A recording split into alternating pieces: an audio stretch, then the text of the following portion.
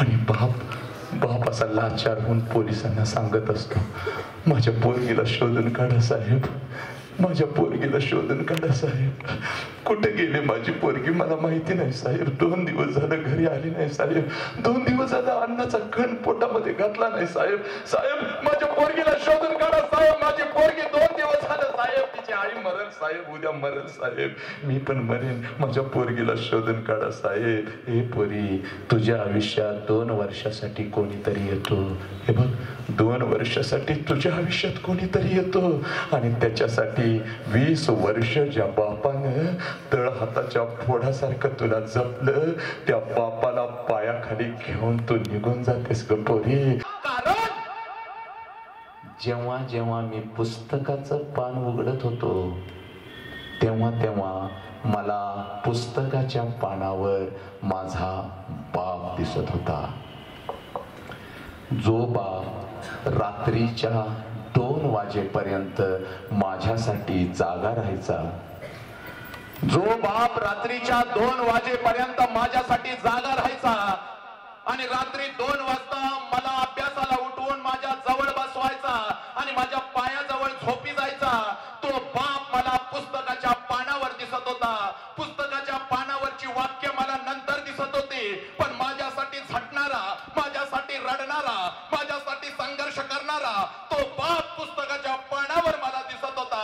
मी एखादं पुस्तक जर माझ्या बापाला मागितलं तर सकाळी घराच्या बाहेर पडायचा, भीमा घेऊन येतो रे तुला पुस्तक. माझ्या बापाच्या खिशामध्ये पैसा नसायचा, पण बाप मला वचन देऊन जायचा, भीमा येताना पुस्तक घेऊन येतो रे, जायचा आणि माझ्या पुस्तकांच्यासाठी मित्रांच्या समोर भीक मागायचा, माझ्या बहिणींचं दागिनं गहाण ठेवायचा, घरातली भांडी विकायचा, पण येताना पुस्तक घेऊन यायचा आणि माझ्या हातावर ठेवत म्हणायचा, भीमा तुला शिकायचंय रे भीमा, भीमा तुला शिकायचंय रे भीमा. तो बाप मला पुस्तकाच्या पानावरती दिसत होता.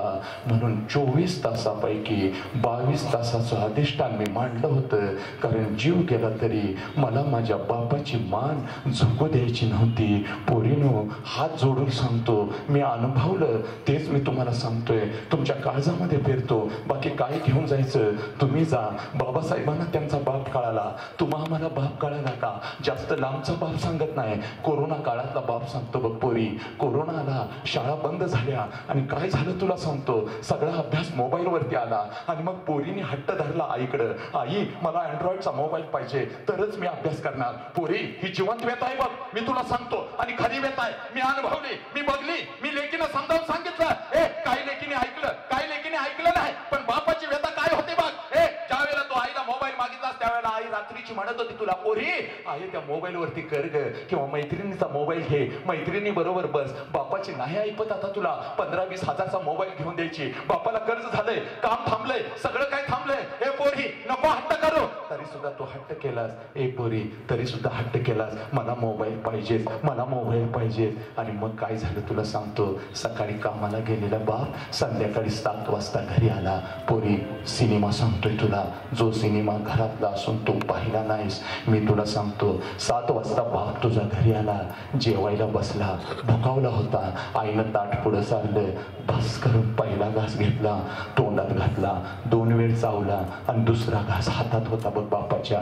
आणि आई हळूच म्हणाली, अहो ऐकलं का, अहो ऐकलं का, पोरगीला मोबाईल घेऊन द्यावा लागेल, नाहीतर पोरगी अभ्यास करणार नाही म्हणते.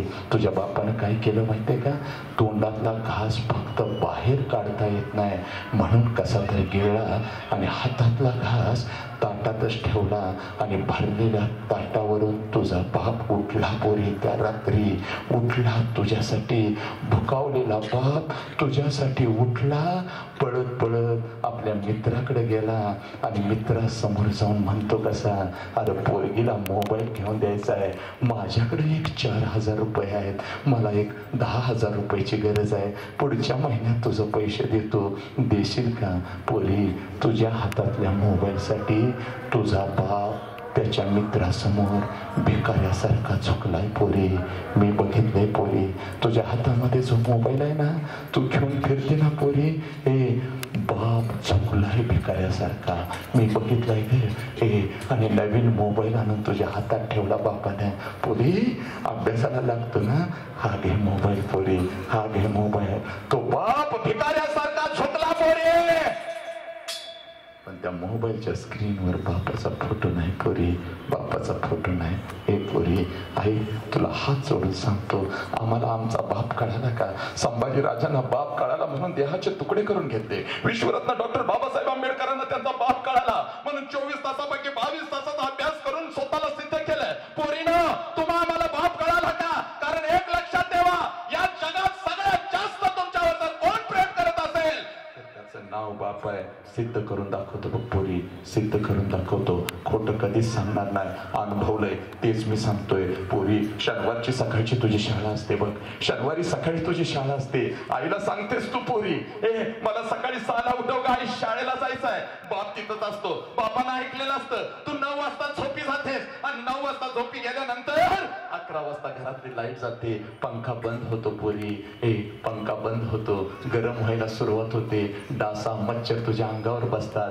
बापानं ऐकलेलं असतं पोरगीला सकाळी लवकर जायचंय. शेजारचा बाप उठतो पोरी, हातामध्ये टॉवेल घेतो आणि तुझ्या शेजारी बसून तुला वारं घालत बसतो बघ.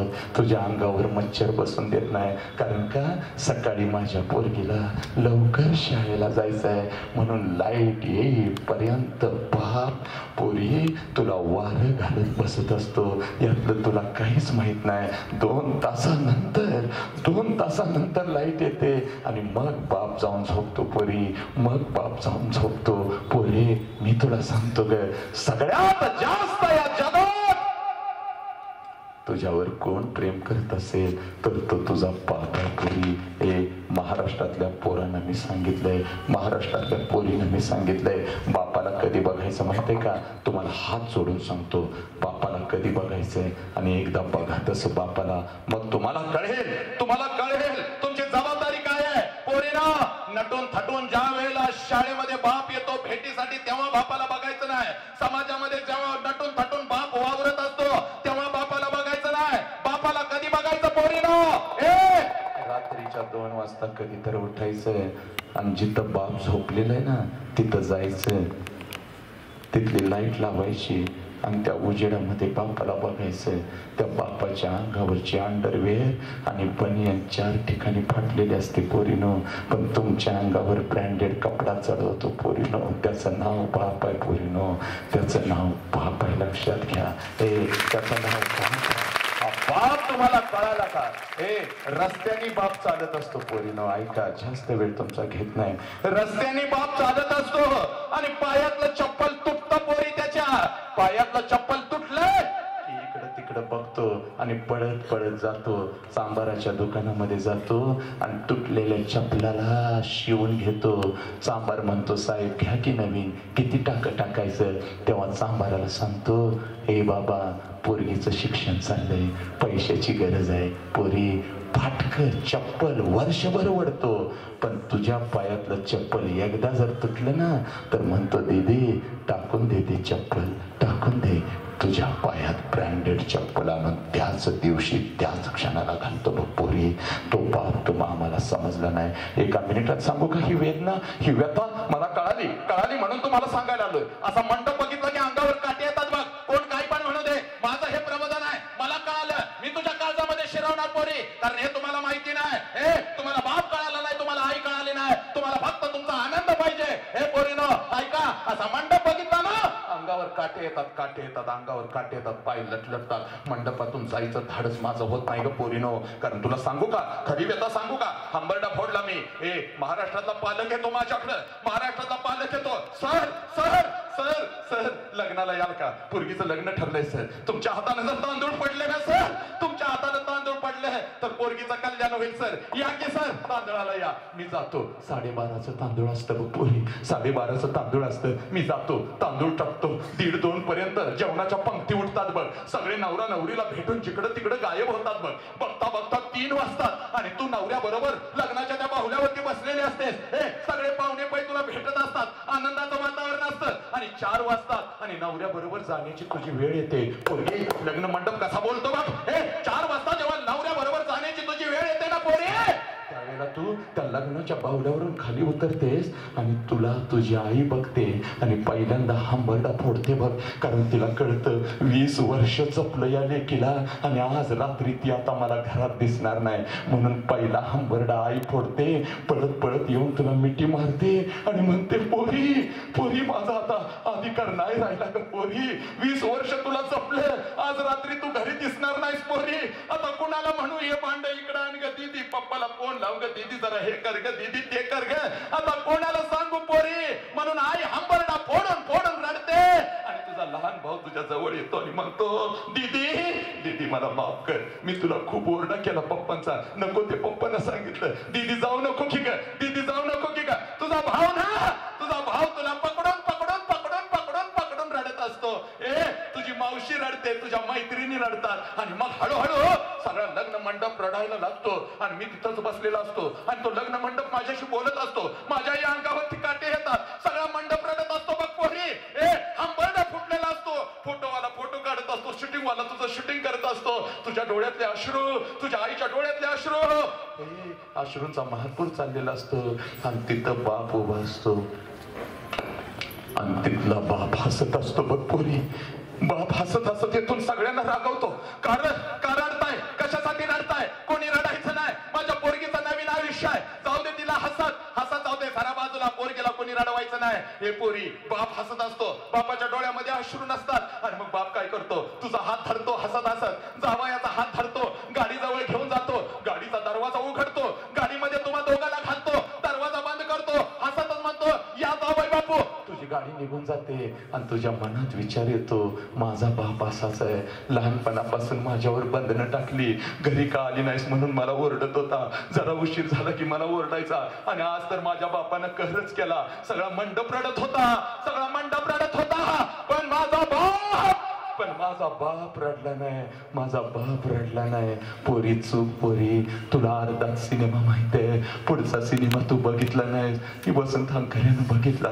तुला सांगतो बघ पोरी, तू गेल्यानंतर सगळे जिकडं तिकडं जातात आणि त्या भकास लग्न मंडपात तुझा बाप एकटा उभा असतो बघ पोरी, कोणी नसतं त्याच्या मदतीला आणि मंडपवाल्याला बोलवून घेतो बघ. मंडपवाल्याला म्हणतो इकडे या इकडे या, इकडे या रे, तुझं किती पैसे रे मंडपवाल्या, घेऊन जा, उद्या माझ्याकडे पैसे असतील नसतील मला माहिती नाही, घेऊन जा, आत्ताच पैसे घेऊन जा. वाजंत्री इकडे ये रे, पैसे घेऊन जा रे, तुझं पैसे घेऊन जा.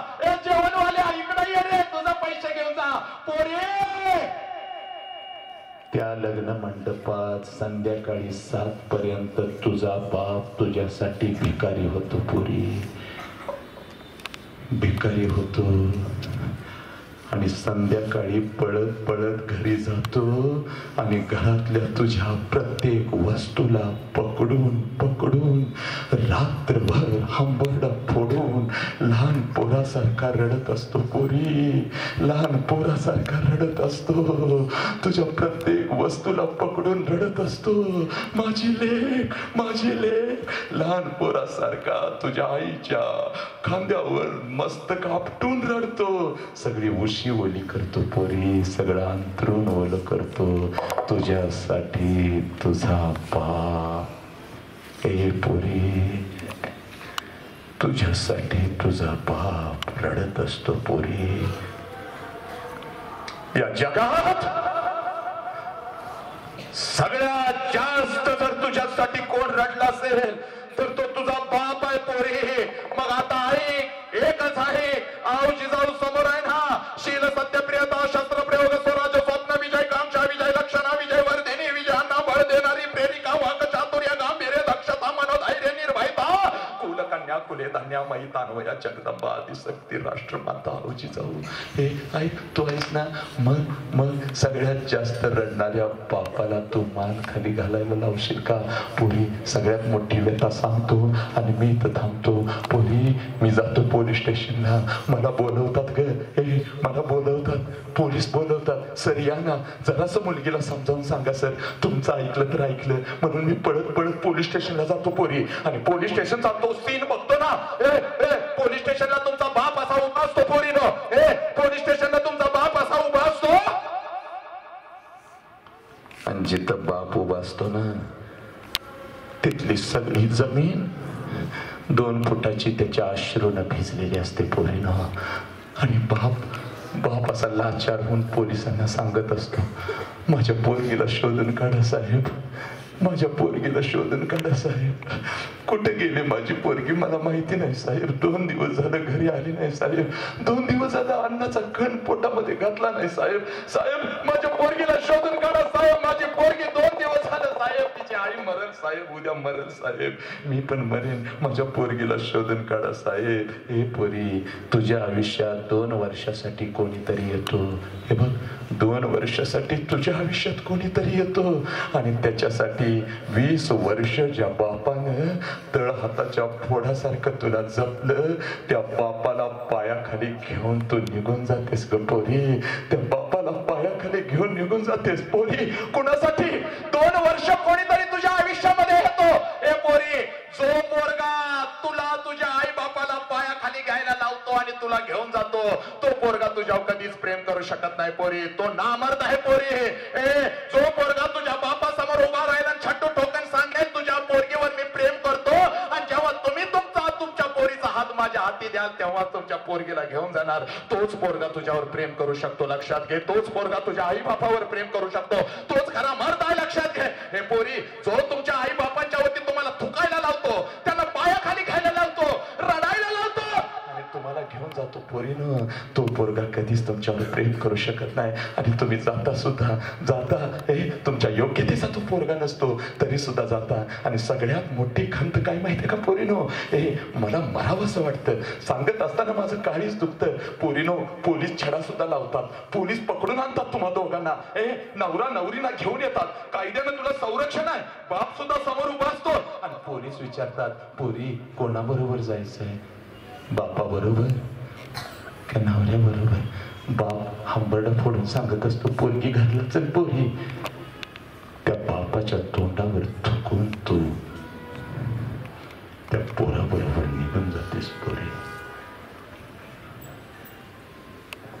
जायचंय ना? नक्की जा. जायचंय ना? नक्की जा. सज्ञान आहेस, तुझा अधिकार आहे, जा. पण एक काम कर, 20 वर्ष बापानं तुला खाऊ घातलंय बघ. 20 वर्ष बापानं तुला खाऊ घातलंय. पळून जाण्याच्या अगोदर 8 दिवस फक्त बापाला सांग, पप्पा मला तुम्हाला भरवायचंय, पप्पा मला तुम्हाला खाऊ घालायचंय. बाप खूप आनंदी होईल बघ. पळत पळत येऊन तुझ्या समोर बसल, पोरी मला भरव. आणि 1 दिवस तू बापाला भरव, पण त्या अन्नामध्ये विष घाल पोरी. तुझ्या हातानं बापाला चार घास. तुझ्या डोळ्यात देखत बाप मरू दे. मेल्यानंतर समाज त्याला जाळू दे. त्याची राख एकदा डोळ्यानं बघ आणि मग पोरी तू निघून जा. कारण जिवंतपणीचा मृत्यू तुझा बाप नाही सहन करू शकणार पोरी, नाही सहन करू शकणार पोरी. हे ऐक, कोणत्याही आंतरजातीय विवाहाच्या विरोधात मी नाही. शाहू, फुले, आंबेडकर या विचारधारेतला मी आहे. मी बुद्ध जाणतो, मी छत्रपती जाणतो, मी गांधी जाणतो, मी सावरकर जाणतो, मी आंबेडकर जाणतो. पोरीनो, कोणत्याही आंतरजातीय विवाहाच्या विरोधात नाही. हिंदू धर्मातलं कोणतंही पोरगा असू दे, पण ते सक्षम असू दे. लक्षात घे. बापाला पायाखाली घेऊन त्याच्या इज्जतीचं धिंडवड उडवून जिवंतपणी त्याची चिता रचून त्याच्यावर थुंकून जाण्याचा अधिकार या महाराष्ट्रातल्याच नव्हे तर या भारतातल्या पोराला पोरीला नाही. पोरीनो, नाही. पोरग योग्यतेच असू दे, पोरग छान असू दे, बापानं जसं सांभाळलं तसं सांभाळणार असू दे. पोरीनो, 8वी 9वी 10वी 11वी 12वी आली की तुम्हाला काय होतं काय? अभ्यासाचं वय, जिथं संघर्षाचं वय. तुला माहितीये का, तू शाळेत नसतेस ना, कॉलेजमध्ये, तिथं बाप काम करत असतो. धड धड धड धड. तुला माहितीये बापाला बीपी का झालाय पोरी? तुझ्या काळजीनं झालाय का? बापाला साखर का झाली माहितीये का? तुझ्या काळजीनं झाले पोरी.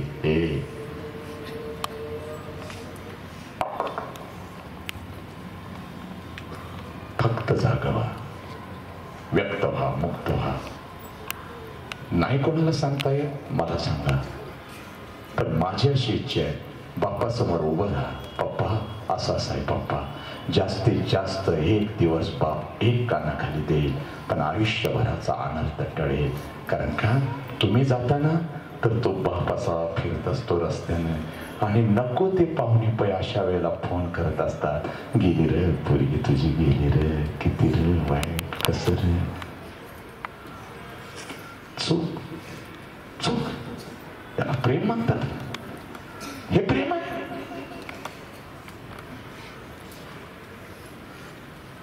कशासाठी? कोण तुम्हाला सांगणार समजून? शिक्षकांनी शिकवायचं तुम्हाला, आई बापांनी संसार उभा करायचा, तुम्हाला घडवायचं का? काय काय चाललंय तुमचं?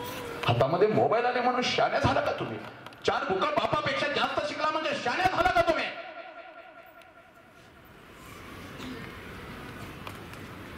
तुम्ही आमची संपत्ती आहात, तुम्ही राष्ट्राची संपत्ती आहात. पोरीनं तुम्हाला सांगू का, आणि ज्याच्या बरोबर जातात